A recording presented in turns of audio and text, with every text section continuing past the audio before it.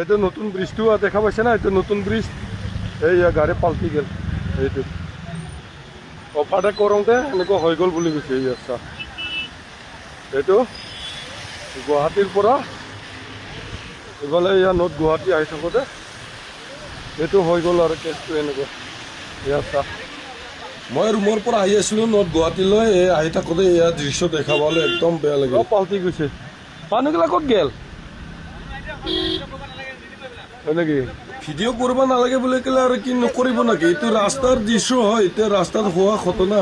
এতিয়া ৰাস্তাত আৰু মানুহ অহা যোৱা কৰি আছে আৰু কৰিবই না।